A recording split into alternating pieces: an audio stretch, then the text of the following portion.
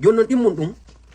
yewten fi ko kwetedo adhan yewten tawndu fi ndudo noddinandu ko honno ndudo noddinandu natiri kal islam ko honno ndudo fuddori kal islam ko honno noddingol ngol fuddora kal islam bayi wi ko sayna bilal ati noddingol est ce que be immitun en jour be ari be ni allahu akbar ashhadu an la ilaha illa allah est ce que ko nyala do ni be yahi noddinira do ni ka ko honno noddinira dum ardi kal islam ko dum falde yewtugo be wi don ande yewti fi makka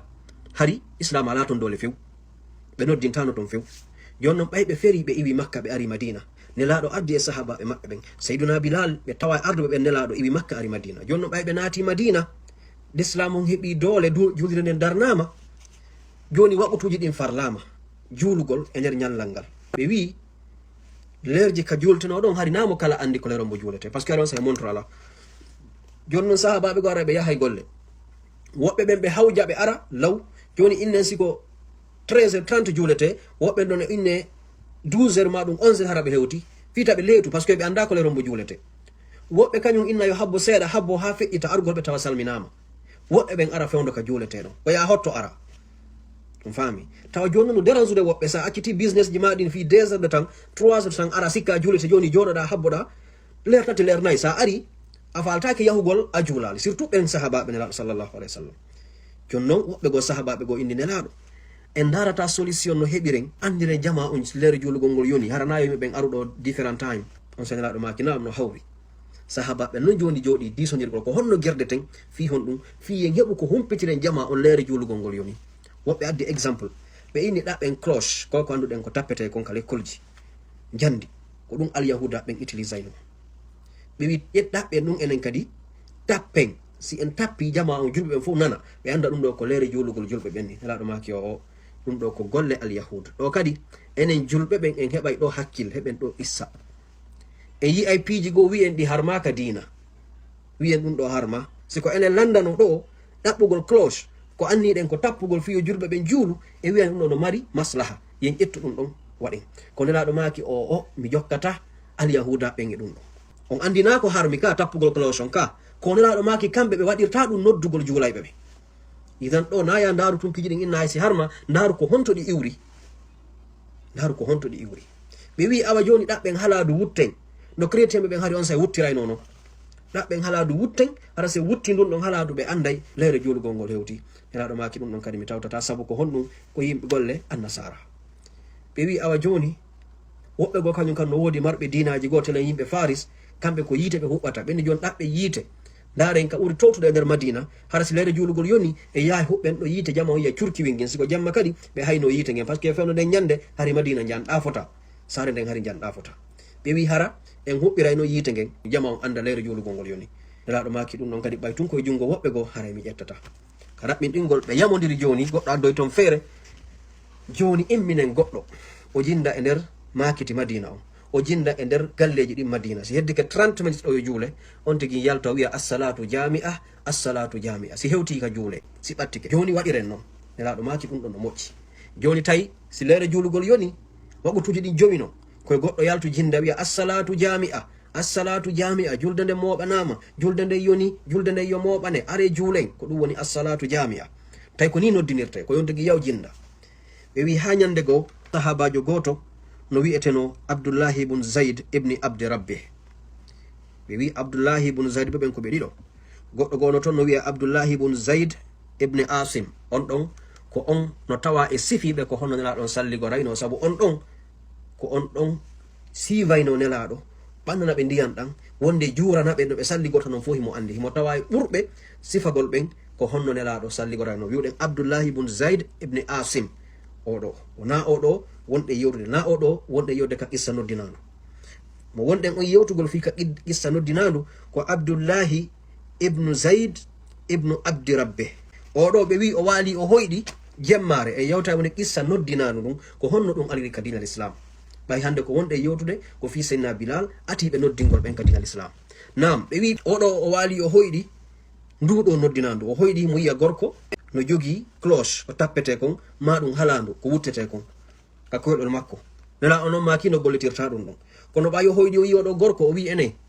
a okkatalan o cloche ma do ma dum a okkatalan ndudo haladu o yawi kon dum warta dum ka koydol makko kanko Abdullah ibn Zaid o wi fi ko mi noddirana julbe ben ko be jolira après on gorko mo hoyɗi ɗon wi'imo ka koyɗol a accata mi yewtama ko ɓuri ɗum ɗo moƴƴude o wi la wowlana miɗo jentima o wi bala on sa o ya wiimo hon ɗum o wi ko nde yahata wi'a si leyre julugol mon ngo yoni wi'a allahu akbar ashhadu an la ilaha illa allah ashhadu anna muhammadan rasulullah hayya ala lsala hayya ala lfala allahu akbar la ilaha illa allah o tindinimo to ɗonena ɗum complet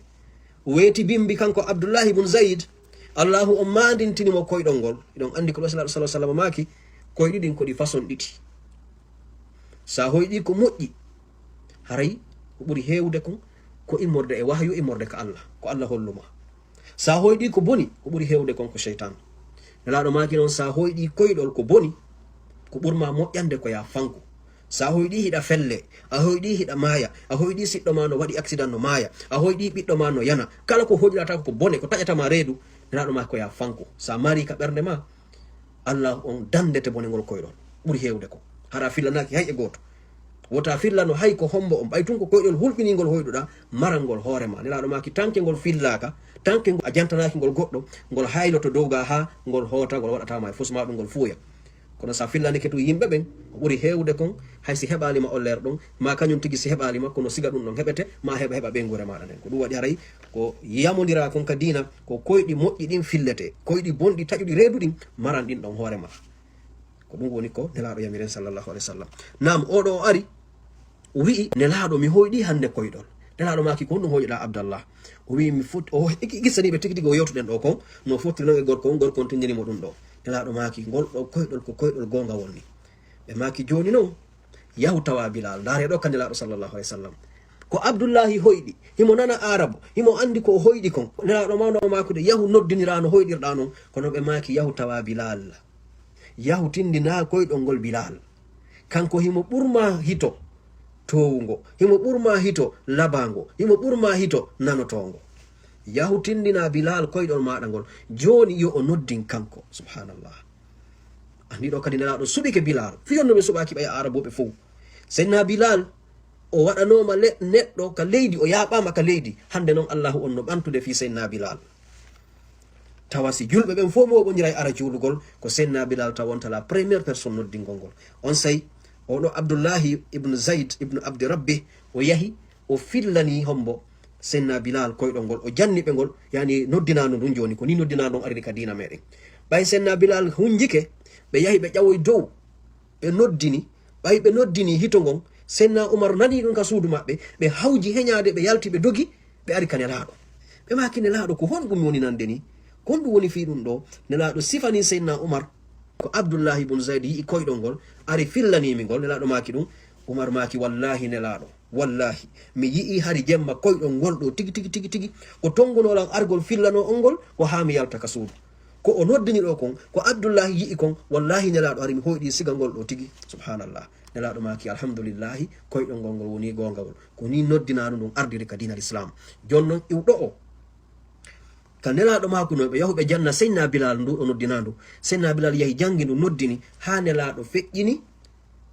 senna bilal ko kanko wonno noddinanoɓe on wona kamɓe tun woɓɓe goo artuno ɓawo maɓɓe kono kamɓe woni premier noddinayɓe ɓen nelaɗo no marno noddinayɓe yahaynoɓe ha tato walla ɓuuri ɓe wi oya on noddinowo oya on hari ko hombo ko abdoullahi ibnu ummi maktum abdoullahi ibni ummi maktum ko sabu oɗo allahu on felirno nelaɗo ka suratu abasa allah daali abasa wa tawalla an ja'ahu l ama nelaɗo on mirñiniɓe hucciti tumande bunɗo on arnoɓe en aroya yewtugol fi ɗum hande na fi ɗum oɗo abdoullahi ibnu ummi maktum hari ɓe wi hari ko bunɗo kono tawi mo marno hito fotugo kankadi o noddinani nelaɗo sallllahu alayhi wa sallam ɗimmo on harana bilal ko oɗo wetenoɗo abu mahdura oɗo kadi abu mahdura kankadi o noddinani nelaɗo sallllahu alayhi wa sallam kono en andi ɓeɗo fuu ɓural senna bilal ngal no e hoore maɓɓe ɓe ɗiɗo noon saabu ko kamɓe ati noddinde nam haray ko ni woni koɓe fuɗɗori noddingol haray sayduna bilal radiallahu taala anhu wa ardahu hande on en ardi e maɓɓe ha ɗo nde tan ɗo taw on haray raɓɓiɗi haray si allah on hoddiri en aroya yewten guerre ji ɗi ɓe waddi ɗin kamɓe nelaɗo saabu guerre ji nelaɗo waɗi ɗin fop senna bilal ɓe tawano yewten moƴƴereji goo kadi koɓe heeɓi e junngo nelaɗo koɓe heeɓi e junngo sahaba ɓen on sa yewtoyen kadi ɓaawo nelaɗo feƴƴinde ko honɗum wonno réaction seydna bilal on e ha kaɓe feƴƴini ɗon kamɓe hombo seydina bilal radiallahu taala anhu wa ardahu haray miɗo wiya en tori Allah to ko wonde wadde do ko fiyo Allah on petto weltano en yo Allah dandu en wadirde yiigo ko wonden e wadde kon en torki dum Allah mi wowlowo on e onon darobe ben mi torki Allah onon arbe seni yettitamo ndaari do on fof sabu yidugol be hedo sahaba be nelado sabu yidugol Allah yida ka do dino yida nelado makko mi torki Allah yo Allah yidu on yo Allah yarlo on yo Allah moƴƴinan en aduna meɗen on o okkaya en kadi aljanna makko firdaus mi torki Allah e yiɗi ɓeɗo sahabaɓe e yiɗi nelaɗo Allah on en ƴettitan meɗen jentagol ɗum ɗo yo Allahu waɗan en ɗum ɗo moƴƴere kono hacciro en aljanna haray anden kadi beru o tan ko jooɗiɗen ɗo jentiɗen ɗo wallahi nelaɗo sallam ɓe maki kala yimɓe moɓodirɗe hara ko fi jantagol inde Allah yewta fi dina makko kan ɓe seedata ɗon sina Allahu on yafantoɓe bakkatuji maɓɓe ɗin o foɗa ɓe kadi natugol aljanna en torki Allah waɗen e ɓen ɗon torki Allah wonnuguel alɓe moɗon ɓen waɗa barke maɓɓe ɓe fof maɓɓe fewniraɓe din al islam en torki Allah ko kanko tagi en o fewniri en kaɗo dina en toranokimo yo fewno en ko moƴƴere makko o okkiri l'islam en torki Allah ta'ala letto en yawmal qiyama hiɗen torademo yo yaafo en torki Allah yo Allah waɗan en galleji ka aljanna yo Allah waɗan en galleji ka aljanna allahumma rabbana zalamna anfusana fa in lam taghfir lana wa tarhamna lanakunanna min al-khasirin rabbana ighfir lana warhamna wa taqabbal minna innaka antas samiul alim wa tub alayna ya maulana innaka antat tawwabur rahim fadlika wa judika wa karamika ya arhamar rahimin assalamu alaikum wa rahmatullahi wa barakatuh